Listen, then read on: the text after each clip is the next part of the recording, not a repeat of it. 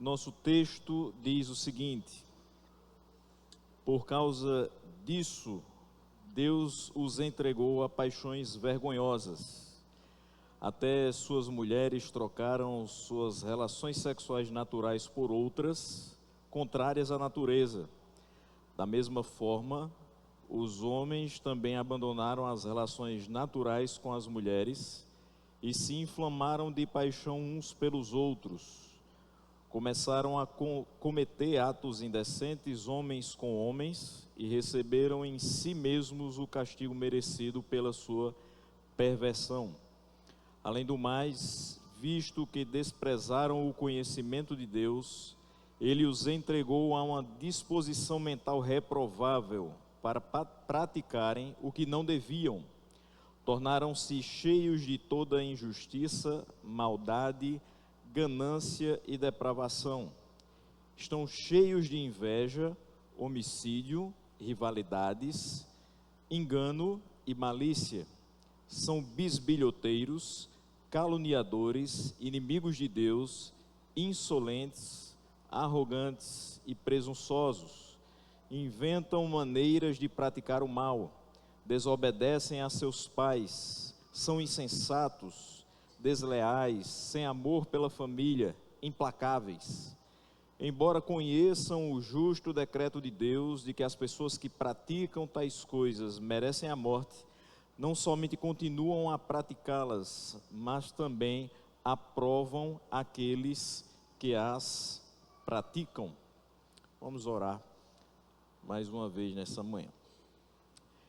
Senhor, nós te damos graças e pedimos que o Teu Espírito Santo, à medida que nós observarmos estes versículos, coloque em nosso coração a maneira como devemos pensar e proceder a respeito desse assunto. Oramos no nome de Jesus. Amém. Você pode se assentar, mantenha sua Bíblia aberta nesse texto. E eu quero inicialmente pontuar algumas questões nessa manhã. Meus irmãos, nós consideramos a Bíblia como nossa regra de fé e prática? Sim ou não? Sim. Segundo ponto, nós cremos que o que nela está escrito é verdade? Sim ou não? Terceiro e último, entendemos que temos a responsabilidade de buscar viver segundo as ordenanças de Deus expressas na Bíblia? Sim ou não? Então, após nos certificarmos dessas questões, nós vamos ao nosso delicado, espinhoso, porém necessário texto. E nesse texto a gente vai analisar a impiedade dos seres humanos. Esse é o tema de hoje pela manhã, a impiedade dos seres humanos. E nós vamos observar em duas manifestações. Primeiro, as atitudes e depois os sentimentos. Primeira coisa que nós vamos ter aqui, no versículo 26 e versículo 27, eu trabalharei em conjunto. Ele nos diz aqui que por causa disso, o que é o isso que ele está falando? Lembre-se que o pastor Rony pregou aqui semana passada, terminando aqui dizendo que eles trocaram a verdade de Deus pela mentira. Esse é o ponto. E eles adoraram e serviram a coisas e seres criados em lugar do Criador, que é bendito para sempre. Então, por terem abandonado a adoração e a glorificação que é devida a Deus, e terem valorizado mais a criatura do que o Criador, servido a criatura em lugar do Criador, trocado a verdade de Deus pela mentira, por isso Deus os entregou a paixões vergonhosas. É a mesma expressão que nós temos na nossa Nova Almeida atualizada. Por causa disso, Deus os entregou a paixões vergonhosas. E ele segue dizendo, até suas mulheres. Por que essa expressão, até suas mulheres? Porque de fato se esperava que a conduta das mulheres fosse mantida de uma maneira mais pura e de uma maneira mais íntegra, mesmo que se visse que os homens estavam se entregando a determinados pecados. Só que a coisa vai ser de tal forma degradante que até suas mulheres vão trocar as relações sexuais naturais por outras, e ele vai dizer que essas relações são contrárias à natureza. Da mesma forma, os homens também abandonaram as relações naturais com as mulheres, e ele vai utilizar a expressão se inflamaram de paixão uns pelos outros, começaram a cometer atos, e aí ele vai classificar os atos como indecentes, homens com homens, e receberam em si mesmos o castigo merecido da sua perversão. E aí, se a gente for para a NAA, ela vai dizer, recebendo em si mesmos a merecida punição do seu erro. Então nós temos aqui algumas palavras, alguns adjetivos que caracterizam essas atitudes ímpias dos seres humanos. Essas palavras de Paulo nesses 2 primeiros versículos são a base, são texto fundamental no debate sobre a homossexualidade.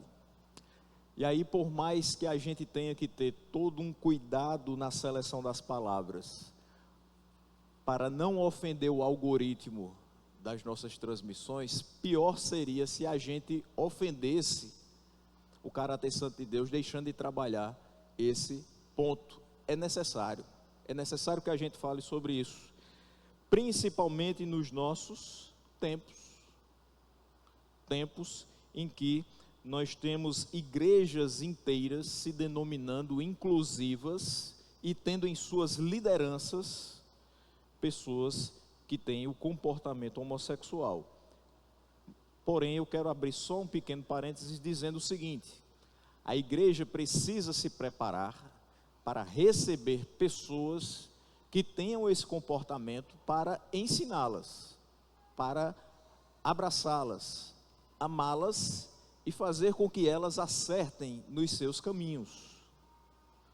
Ou seja, a igreja não pode se fechar para a presença delas, mas ela tem que ter um cuidado muito grande quando coloca pessoas com essa inclinação em lugar de destaque ou em lugar de liderança, pois a sua influência será muito grande e acarretará talvez numa mudança não dela, que é o esperado, mas numa mudança do contexto da igreja que a abraça como sendo alguém que exerce algum cargo de liderança.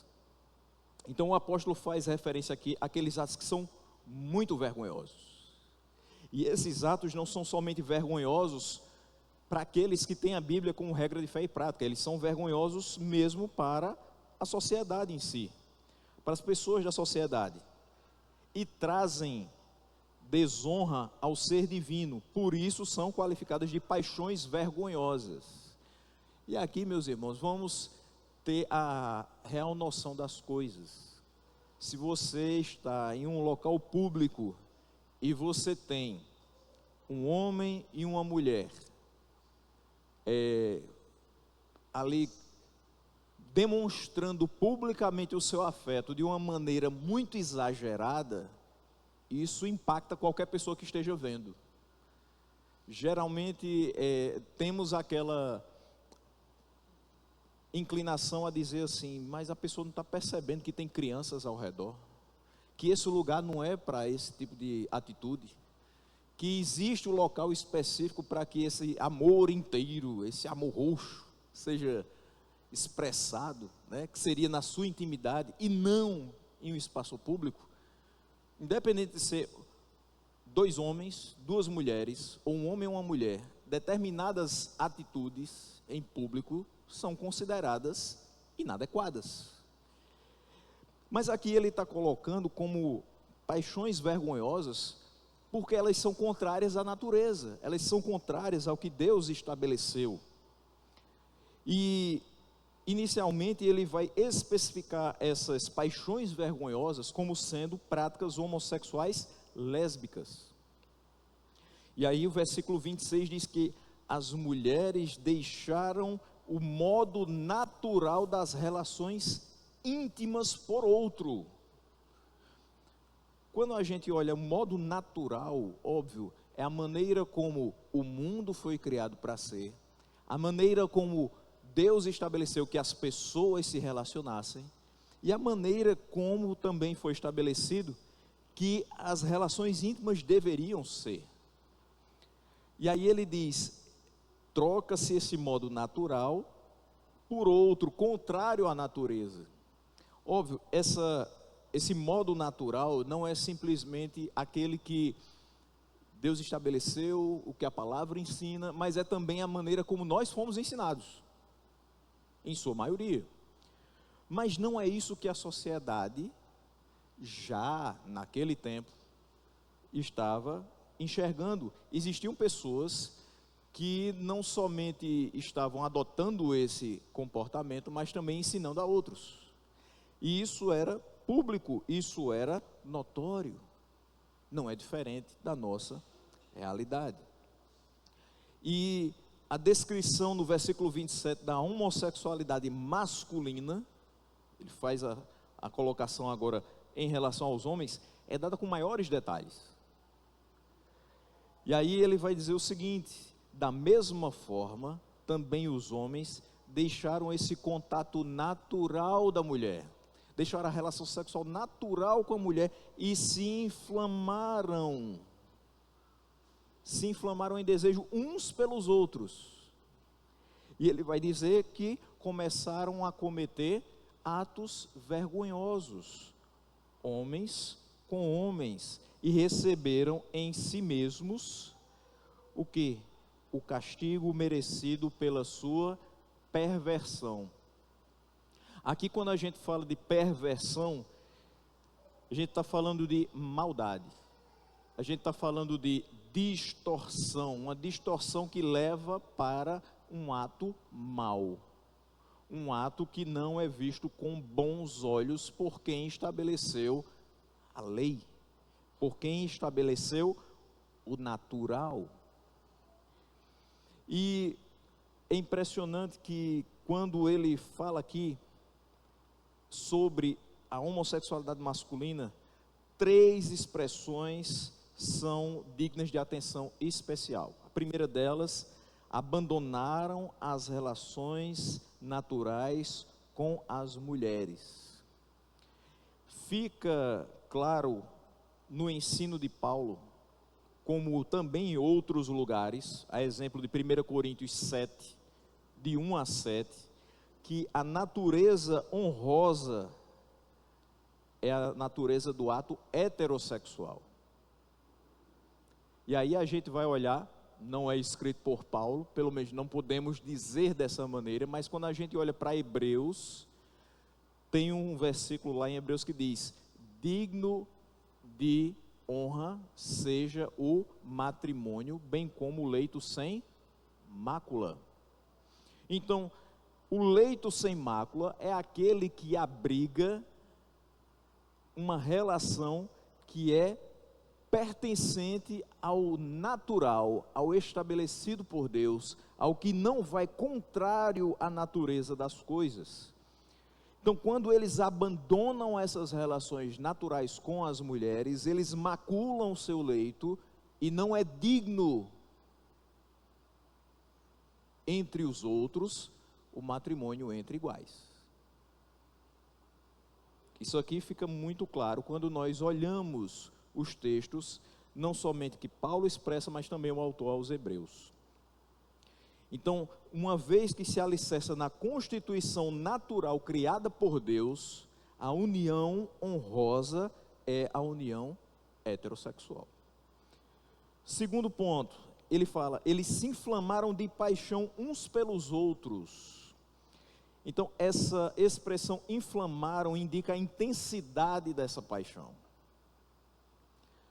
Eu não sou aqui especialista em questões psicológicas, longe disso, Mas a gente, com o passar do tempo, vai aprendendo que existe uma diferença entre a paixão e o amor. Principalmente você já tem um tempo de casado, você vai percebendo que o sentimento que você tem hoje, ele é um tanto diferente do sentimento que você tinha quando começou a namorar. Tudo bem, você pode dizer assim, mas eu e meu esposo, ou eu e minha esposa, somos como namorados. Glória a Deus, e que assim continue. Mas a questão de continuar sendo como namorados quer dizer que a intensidade do sentimento é grande. Quer dizer que vocês valorizam cada momento juntos como se tivessem começado hoje. Que a presença um do outro ainda continua sendo boa. Que continua sendo prazerosa, como nos primeiros momentos que vocês se viram. Mas não quer dizer que é uma paixão que vai fazer você tomar atitudes impensadas, que vai fazer você trocar o que é natural pelo que é vergonhoso. Quando você ama alguém, você cuida. Você não procura fazer coisas inconvenientes nem para você, nem para aquela pessoa. Quando você ama, você não busca os próprios interesses. Eu estou citando Paulo. Um pouquinho mais à frente, 1 Coríntios 13. Você não quer apenas se satisfazer, mas você quer que a pessoa que está com você também esteja satisfeita dentro do relacionamento. Nessa atitude de se inflamar de paixão uns pelos outros, não é a satisfação coletiva ou a satisfação conjugal, mas é um impulso diferente do natural e que leva-os a apenas pensar na própria satisfação. Leva-os a pensar não nas consequências que isso vai ter para a sociedade ou para eles mesmos, mas leva apenas a dizer, é o aqui e é o agora. É um erro equiparar a paixão mencionada lá em 1 Coríntios 7:9 a essa que é citada aqui em Romanos 1:27. Porque a de 1 Coríntios 7:9 é um impulso sexual natural. Não existe nada de moral em si naquela paixão. Ali o matrimônio é recomendado como instrumento à sua satisfação. Ou seja, para que você possa satisfazer o impulso sexual natural, você precisa estar dentro do matrimônio. Essa é a ideia de Paulo ali em 1 Coríntios 7. Mas aqui nós temos um ardor de uma paixão insaciável, que não demonstra um desejo natural ou legítimo, e sim a distorção do desejo. Veja, é um sentimento que leva alguém a fazer aquilo que é contrário ao natural, ou seja, está distorcendo a maneira como Deus estabeleceu que fosse. Por último, ele vai citar, começaram a cometer atos indecentes ou torpeza, homens com homens. Torpeza é uma boa tradução do grego que tem um sentido de algo vergonhoso, ou seja, ele está aqui mais uma vez reiterando, essa prática é vergonhosa. E torpeza vai indicar uma força cumulativa da acusação feita contra esse pecado. O juízo divino não vai se caracterizar por arbitrariedade. Deus não vai condenar aqui essa atitude simplesmente porque Ele quer condenar, simplesmente porque Ele não gosta disso. Não, mas aqui, nesse ponto, o apóstolo vai expressar claramente a correspondência entre o pecado e a retribuição recebida. Quando ele vai dizer aqui, eles receberam em si mesmos a merecida punição do seu erro. Por que vocês estão sendo punidos? Porque vocês erraram. Não existe arbitrariedade no julgamento divino. E esse erro retribuído pela entrega a esses pecados contrários à natureza é a apostasia da adoração a Deus. Foi o que a gente citou lá no iniciozinho. Por vocês terem trocado a verdade pela mentira, por vocês terem servido a criatura em lugar do Criador, Deus os entregou a essas paixões. Deus permitiu que isso aí fosse realidade na vida de vocês. E a recompensa consiste, utilizando as palavras de Russell Shedd, na própria concupiscência atormentadora e nunca satisfeita, juntamente com as terríveis consequências físicas e morais da devassidão. E aí veja o seguinte: se é um inflamar, se é um sentimento exagerado, fora do normal, fora do aceitável, ele nunca será satisfeito. Daí é óbvio, é claro, é notório e é público que as relações homossexuais, elas são muito mais promíscuas do que as relações heterossexuais. Ou seja, é mais comum que eles tenham mais parceiros do que aqueles que são heterossexuais. Porque é algo que é uma concupiscência atormentadora e nunca satisfeita. Ou seja, quanto mais se suja no pecado, mais se quer sujar-se. E aí ele diz, tem consequências físicas terríveis. Por quê?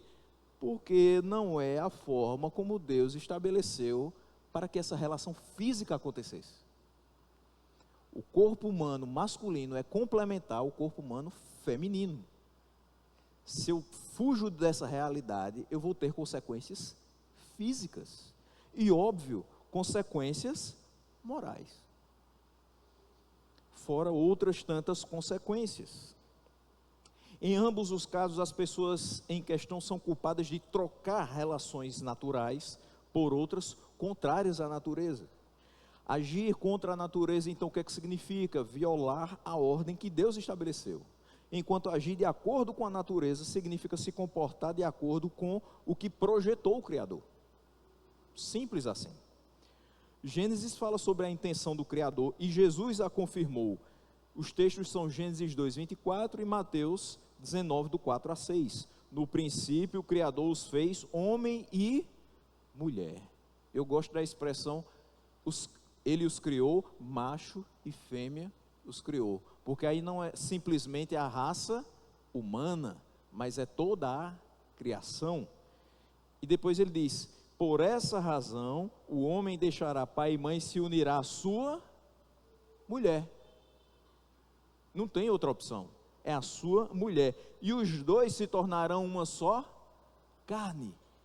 Essa é a intenção, não somente inicial, mas atual e perpétua do Criador quanto à relação entre homem e mulher.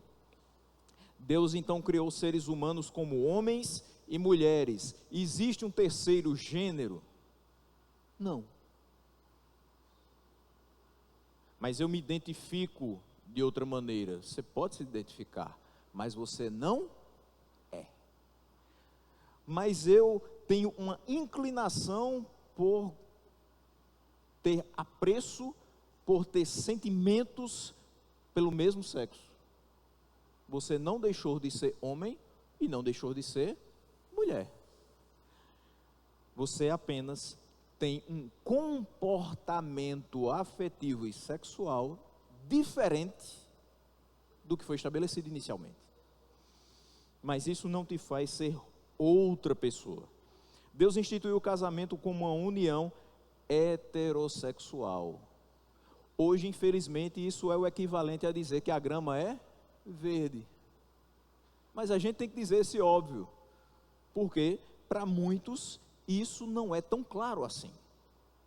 E por mais que haja decisões judiciais, por mais que haja pensamentos de grupos na sociedade que divirjam daquilo que está escrito aqui, nós, como foi coletivamente expresso aqui no início, nós entendemos que a Bíblia é a nossa regra de fé e prática, e que ela expressa o que é verdadeiro e a verdade de Deus. Então, o que Deus uniu, nós não temos permissão para separar nem perverter. Não temos. Hoje, dois homens podem ter uma união estável pela legislação brasileira? Sim. Duas mulheres da mesma forma? Sim. Faz parte daquilo que Deus criou? Não. Tem a bênção de Deus? Não. Pode ter a bênção do Estado, mas a de Deus, não. Aquilo que Ele criou permanece, homem e mulher, unidos, uma só carne, para a glória dEle. Vamos ao segundo ponto e último. Não são só atitudes ímpias que os seres humanos têm, são também sentimentos ímpios. A gente vai do versículo 28 até o 32. Primeiro ele vai começar dizendo o seguinte: além do mais, se isso já não bastasse, visto que desprezaram o conhecimento de Deus, ele os entregou a uma disposição mental reprovável para praticarem o que não deviam. Então o pecado traz um desdém por Deus. O pecado traz um afastamento da palavra de Deus e tudo que é agradável a Ele. Então o pecado cometido várias e várias vezes, sem arrependimento, sem confissão, sem abandono, vai fazendo com que a mente seja cauterizada e que você sinta cada vez menos o peso daquele pecado. E que aquilo vá se normalizando dentro do seu coração. Ou seja, o pecado coloca em risco a pessoa de ser entregue por Deus a uma mente reprovável, que não consegue mais distinguir o que é certo ou errado, e a um espírito de licenciosidade, onde não existe Deus, onde não existe distinção entre certo e errado, tudo pode. No grego, desprezar e reprovar tem a mesma raiz. Então o que ele está querendo dizer aqui? Por haverem desprezado o conhecimento de Deus, Deus os entregou a um modo de pensar reprovável. Ele está querendo dizer que esses homens e essas mulheres que trocaram o modo natural de suas relações, não aprovaram reconhecer a Deus nas suas vidas. Por isso, Deus os entregou a uma mentalidade que Ele mesmo não aprova. Já que vocês não aprovam a minha palavra e o modo de viver que eu estabeleci, eu vou os entregar a uma mentalidade que eu também não aprovo. Para que vocês saibam que quem manda sou eu.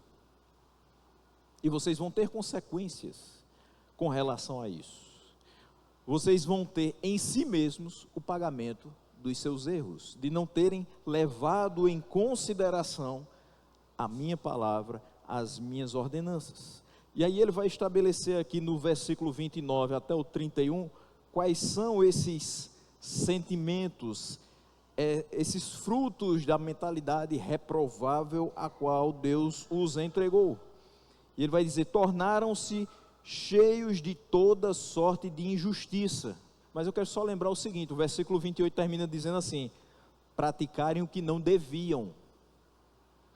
Porque essa expressãozinha, praticarem o que não deviam, me lembra de algo muito interessante. 1 Coríntios 6,12.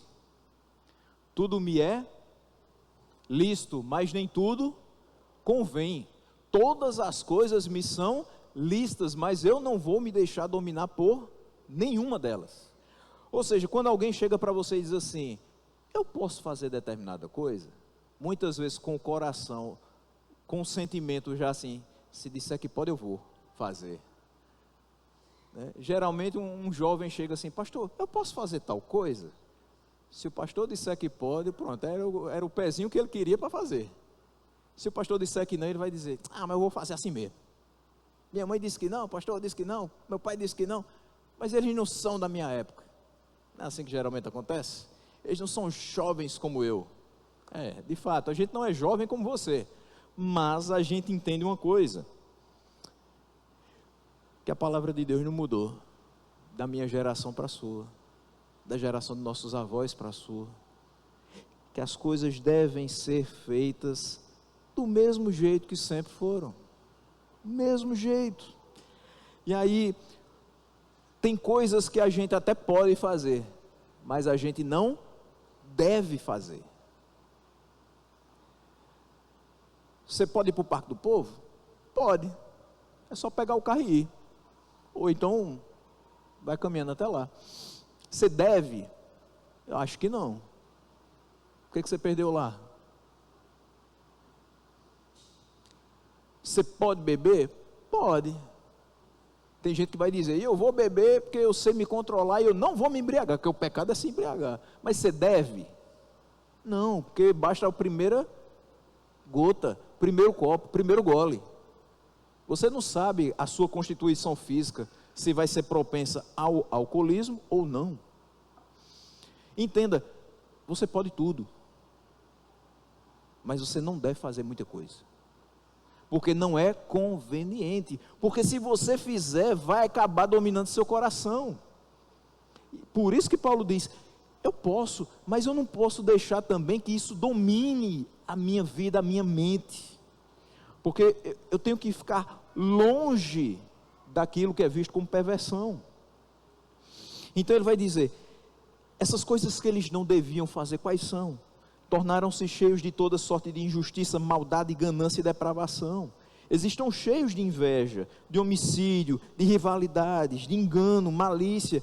Eles são bisbilhoteiros, eles são caluniadores, eles são inimigos de Deus, insolentes, arrogantes e presunçosos. Inventam maneiras de praticar o mal, ou seja, eles maquinam, eles tramam o mal. Desobedecem a seus pais, são insensatos, desleais, sem amor pela família, implacáveis. Aqui a gente vai ter que tocar em algumas feridas meio profundas, que a sociedade como um todo, não somente a brasileira, passa. Porque isso aqui é o retrato da degradação humana. Injustiça significa a violação dos direitos humanos, quando cada um deixa de receber o que lhe é devido. Eu acho muito interessante, todo final de mês, no grupo da escola, alguém bota a figurinha assim, contra-cheque disponível. Acho que todo mundo aqui que é professor tem esse grupinho e tem essa figurinha, né? E aí todo mundo já fica animado assim, vai lá, portal do servidor, contra-cheque, para ver se está tudo certo.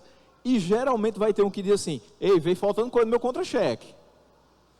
Aí procura diretor, procura coordenador, vai na regional e tal, o que eu posso fazer para ter o meu retroativo, para ter de volta aquilo que eu devia receber, mas não recebi. Ou seja, foi uma injustiça.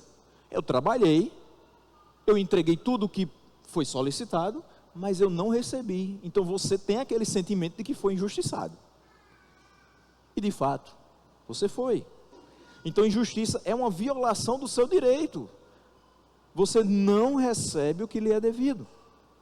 Maldade significa atos maliciosos, uma licenciosidade irrestrita.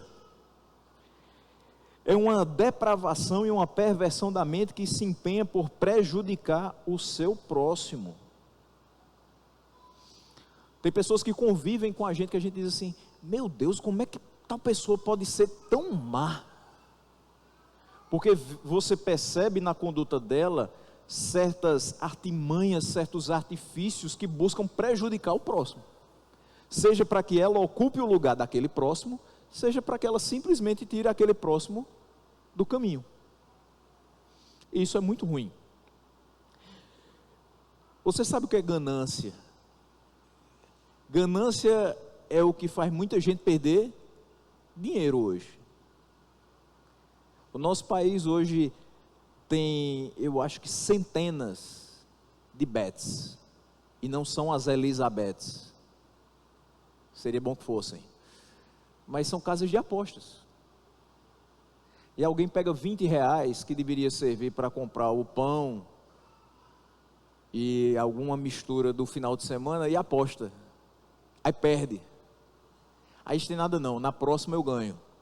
Aí pega mais 20, aí ganha. Aí opa, vai dar certo. Quando ganha quer mais. E continua apostando, e apostando, e apostando, e apostando, e apostando. E nós já temos relatos de pessoas que perderam veículos,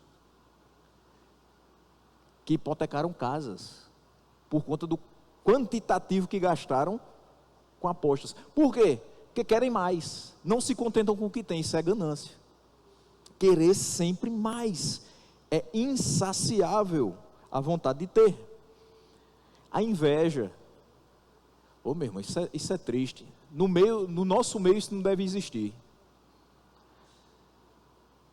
A inveja, eu vou falar aqui algo que não só os homens, as mulheres também se importam. Eu vejo que elas também se interessam por isso. Carros. Você tem o seu carrinho popular, seu Gol Bola 99. Aí você vê o irmão passando com uma Tracker da Chevrolet, 2025, automática. Aí você diz: ô Jesus, por que é que o Senhor não me deu? Olha a minha situação, olha para o teu servo. Quando você deveria dizer assim: ô coisa boa, meu irmão está prosperando. O meu dia vai chegar, se for da vontade de Deus. Mas eu tenho que me contentar com o meu golzinho. Porque se eu não for contente com ele, Deus não me coloca numa Tracker não, viu? Eu tenho que me alegrar com os que se alegram. E não invejar aqueles que prosperam a olhos vistos porque são tementes a Deus. Ele vai falar sobre homicídio. Meu Deus, eu não vou nem citar as coisas que a gente tem escutado. Basta que você ligue o seu rádio. Você está saindo para o trabalho, 6:30 da manhã, liga lá no rádio. Não vou fazer propaganda das emissoras daqui não, mas liga no rádio, sintoniza lá. Balanço da área policial. Você desliga rapidamente, porque você quer chegar do seu trabalho com a mente tranquila, quer começar o dia bem, mas você escuta muito homicídio, muito. E a palavra nos mostra desde o primeiro homicídio entre os irmãos originais que isso é abominável aos olhos do Senhor. Ninguém tem o direito de tirar a vida de ninguém. A palavra rivalidade, que é citada aqui também no versículo 29, inclui disputas, peleja. O engano, a malícia é uma impiedade notória, é marcante, é quando alguém se torna calejado, empedernido nos seus costumes e hábitos pervertidos e na corrupção de padrões éticos. Tem gente que o esporte é enganar. Parece que a pessoa não consegue falar a verdade, de jeito nenhum. Ela engana. E não pense que tem que ser uma coisa muito grande, muito extraordinária para que isso se classifique como engano. Pode ser algo mais simples. Pode ser assim: eu vou amanhã. Aí você não vai. Mas você tinha tempo de ir? Tinha. Você tinha disposição de ir? Tinha. Você não foi porque não quis, então você enganou. Não deveria ter dito que iria, já que você não foi. Que no fim das contas, a sua intenção não era ir. Por inimigos de Deus, ele quer dizer aqueles que percebem que a justiça divina se interpõe na vereda dos seus atos perversos. Ou seja, Deus é um empecilho para o seu pecado. Então eles são inimigos de Deus. Se Deus não concorda com o meu modo de viver, eu me afasto dele. Não é mais fácil? O que é que está me atrapalhando de pecar? Deus. Deus para lá, eu para cá. Continuo minha vida, faço o que eu quiser, sou dono do meu nariz. Tchau. Porque é difícil você prestar contas a uma pessoa, quanto mais prestar contas a Deus. Porque das pessoas você pode até dissimular, mas Deus sabe até a intenção do nosso coração. Os caluniadores não poupam a reputação de ninguém. Eles falam mal das pessoas, injuriam tanto o culpado quanto o inocente. Ou seja, tem gente que realmente faz coisas erradas, mas o caluniador, ele potencializa ainda mais aquilo que já é errado. Tem alguém que diz assim: fulano mente. Aí o outro diz: quem mente rouba, e quem rouba mata. Então, de um mentiroso, o cara já é assassino. Calma, ele não fez nada disso. E o pior é quando o inocente é o alvo da calúnia. Porque, meus irmãos, infelizmente, até que você prove que é o contrário, você vai ter consequências daquela calúnia.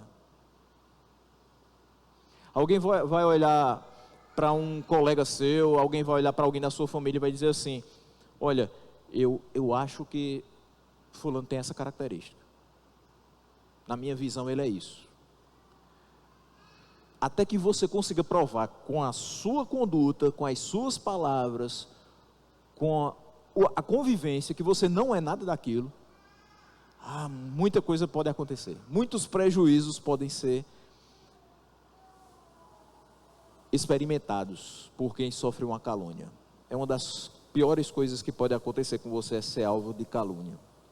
Os arrogantes são aqueles que se enchem de uma hiperconfiança, de uma vaidade.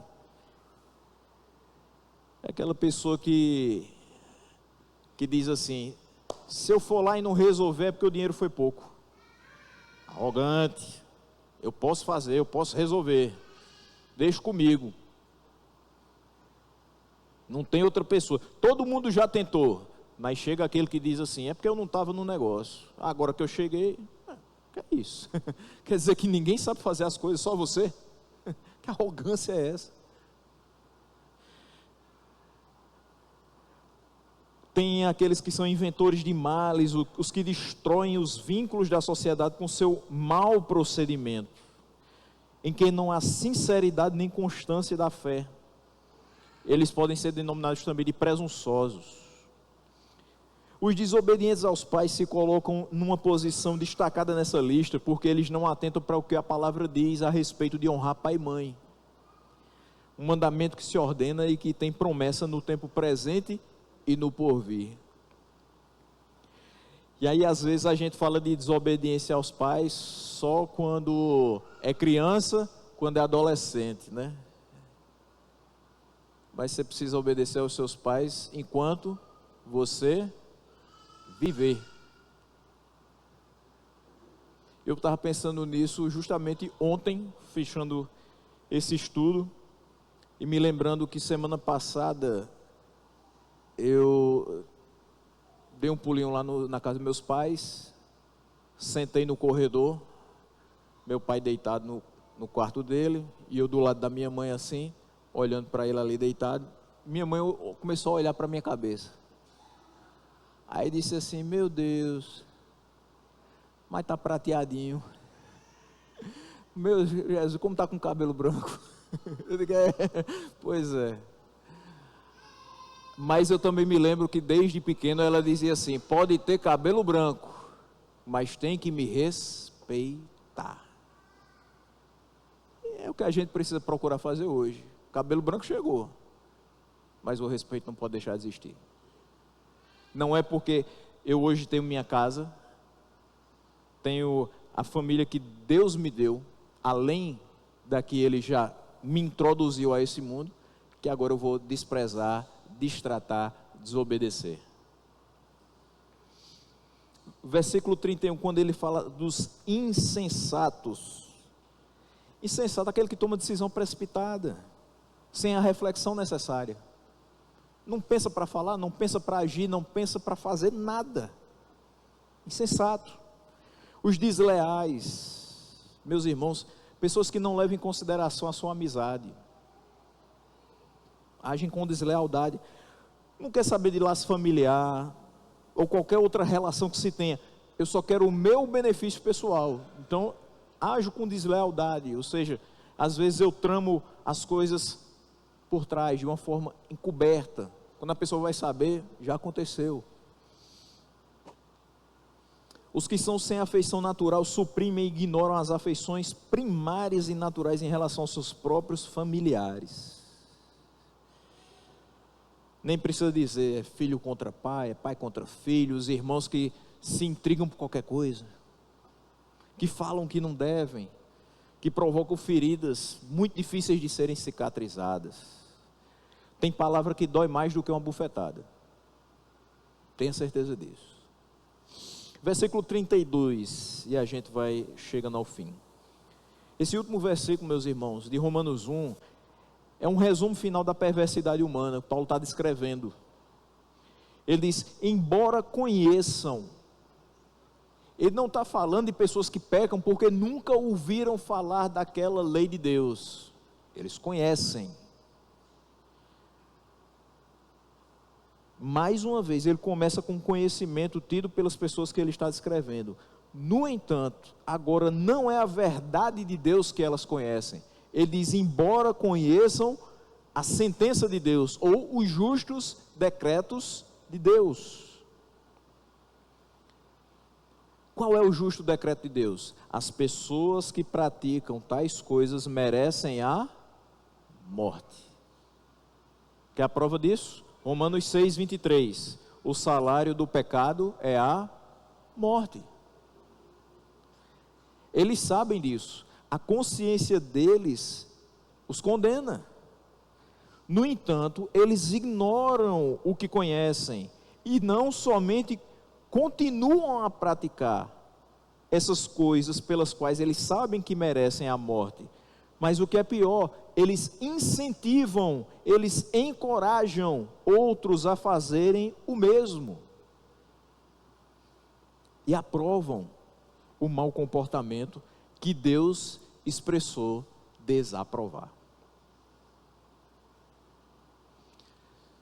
Sabe qual é a minha questão bem particular em relação a essa expansão tão grande de relacionamentos homoafetivos, principalmente vendo pelo lado de duas pessoas do mesmo sexo criando crianças com a desculpa de tem muita criança sem pai e sem mãe e nós precisamos adotar para dar um lar, para dar amor a essa criança?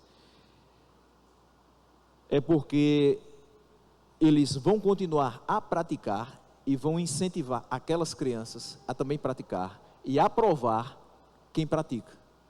Ou seja, normalizar na cabeça de alguém que está sendo formado, forjado o caráter, que aquilo é a coisa mais linda do mundo. É normal, é amor. E com esse rótulo de amor, passa despercebido que é algo que Deus desaprova. Nada afasta mais as pessoas de Cristo do que a sua incapacidade de ver que eles necessitam dele. As pessoas que levam a sua vida pelo seu próprio entendimento desprezam que precisam de Cristo, precisam de Deus. Elas têm uma relutância em admitir isso. Só que vai chegar um momento que a única coisa que elas vão poder fazer é gritar: ai meu Deus. Eu duvido o ateu, na hora que o avião está dando turbulência, perto de cair, ele não dá um grito lá: ai meu Deus do céu. Oxê, Deus existe agora? Ah, não foi uma força de expressão. Não, não foi, foi o desespero. O desespero dentro do seu coração dizendo assim: Deus existe, se agarre nele. É a única coisa que tem agora. Porque tudo que você pensava que governava a sua vida falhou. Só sobrou Deus. Quando desde o começo só tinha Deus. E todo o resto era inútil. Mas ele tinha relutância em admitir isso. A gente às vezes tem relutância em admitir: eu só tenho a Deus, o meu dinheiro não serve de nada, a minha inteligência não serve de nada, as minhas habilidades não servem de nada, se não for Deus na minha vida. Porque foi Ele que me deu tudo isso. E Ele é quem vai me orientar a usar tudo isso para o meu bem, mas primeiramente para a glória dEle. Como disse Jesus, não são os que têm saúde que precisam de médico, mas sim os doentes. Ele não veio para chamar justos, mas para chamar pecadores, é o que diz Marcos 2,17. Então a gente pode tirar aqui 3 inferências desse texto. Primeira delas: os homens mais degradados, por haverem sido judicialmente abandonados por Deus, não estão destituídos do conhecimento e dos justos juízos de Deus. A pessoa mais depravada que você conhecer, a pessoa mais abjeta no sentido de fazer coisas vergonhosas, como diz Paulo aqui, ela sabe que está fazendo errado. Ela sabe que ela está agindo contrariamente à vontade de Deus. E ela será alvo do juízo de Deus, independente de levá-lo em consideração ou não. Esse é o grande ponto. Tem gente que diz assim: eu não acredito em Deus, Ele não pode nem me tocar. Pode e vai. Sabe por quê? Porque Ele é Deus sobre a terra, acima da terra e debaixo da terra. Quem crê ou não nele está sobre as suas ordens e sob o seu comando. Ele tem o controle de todas as coisas. Não há quem escape do juízo de Deus. Não há quem escape do olhar de Deus. Não há quem escape do toque de Deus. Segundo, este conhecimento por si mesmo não impede que tais pessoas se entreguem aos pecados, que conforme sabem, merecem julgamento divino e resultam na morte. Então veja, há uma grande diferença entre quem é ímpio e quem é salvo. O salvo sabe que o resultado do pecado é a morte. Então, qual é a grande evidência de uma vida regenerada, de uma vida de um salvo por Cristo? É alguém que luta contra o pecado, sabendo das suas dificuldades, sabendo das suas limitações, sabendo que muitas vezes vai escorregar e cair, mas ele luta contra o pecado. É alguém que sabe que precisa fugir da aparência do mal. O ímpio, mesmo conhecendo, mesmo sabendo que existe esse juízo divino, isso não impede de se entregar aos seus pecados, porque não faz diferença no seu coração saber que existe um Deus que é amor, mas é justiça também. O Deus que ama e salva, mas também o Deus que disciplina e julga. O Deus que dá a vida eterna para os que creem no seu Filho, mas que entrega a morte eterna àqueles que zombam do seu nome e se afastam da sua palavra. Então tem muita gente que diz assim: eu conheço Deus, eu leio a Bíblia, eu tenho Jesus no meu coração, mas não o honra, não o obedece, não entrega a sua vida, mas se entrega a pecados que ele diz que resultarão na morte. Ler a Bíblia simplesmente não vai fazer com que você se afaste do mal. Entenda, tem muita gente que lê a Bíblia, que tem um conhecimento técnico, que vai ser até muito bom de debater com você determinadas coisas, mas se não nasceu de novo, não adianta de nada. Se não é morada do Espírito Santo para fazer com que essa verdade suba dessas páginas para o coração e para a mente, não adianta de nada. Terceiro e último, conhecimento do justo juízo de Deus não cria qualquer ódio contra o pecado, nem fomenta qualquer disposição para os homens se arrependerem do pecado.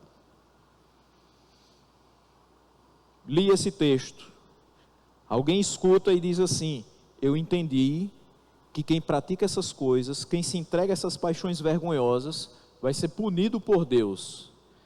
O fato de saber agora sobre isso, vai gerar no coração dessa pessoa ódio por esse pecado? Não necessariamente. Muito menos a inclinação para se arrepender. E aí eu quero dizer para os irmãos algo que vocês já sabem. Quem é que nos faz pensar a respeito de arrependimento de pecados? O que é que de fato traz essa ideia para o nosso coração?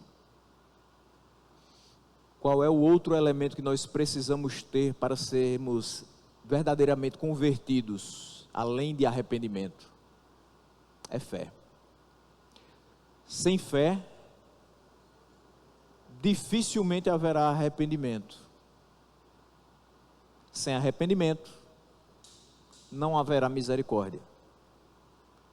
Sem misericórdia, não tem vida eterna, não tem mudança. Eu sei que os irmãos falaram que sem fé é impossível agradar a Deus. E de fato, porque quem agrada a Deus é quem confessa seus pecados, é quem deixa os seus pecados para poder alcançar misericórdia. Não tem como alguém olhar para Cristo, ter fé nele e não ter essa disposição para se arrepender dos seus pecados. Porque vê, ele levou sobre si todos os meus pecados, as minhas iniquidades. O castigo que nos traz a paz estava sobre ele.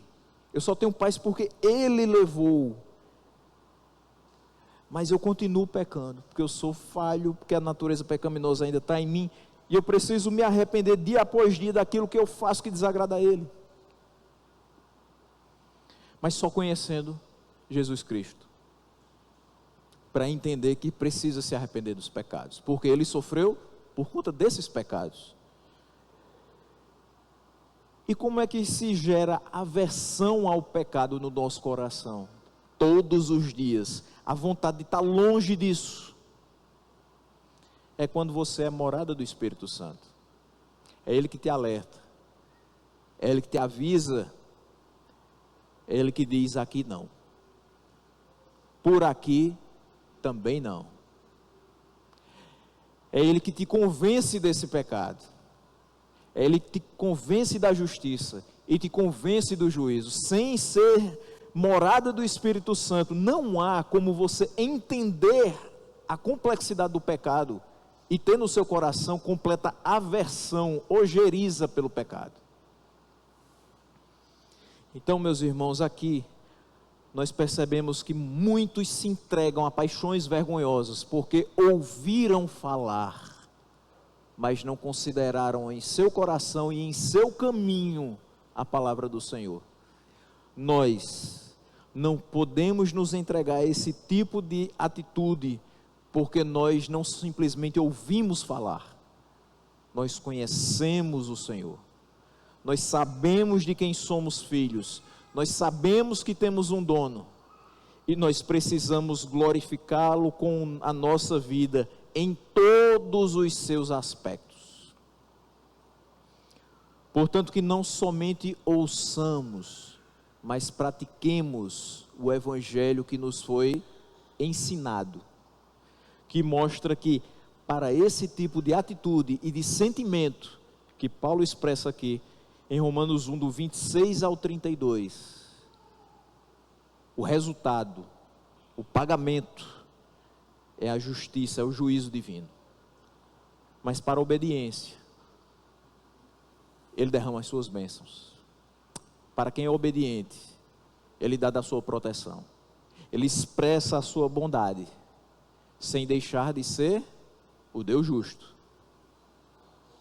mas ele mostra muito mais dos seus atributos, que nos beneficiam, do que aqueles atributos, que são para aqueles que desconsideram a sua palavra e as suas ordenanças nas suas vidas. Que Deus guarde essa palavra no nosso coração e nos dê firmeza para nos posicionar em relação a esses e outros tantos assuntos presentes na nossa sociedade desse tempo.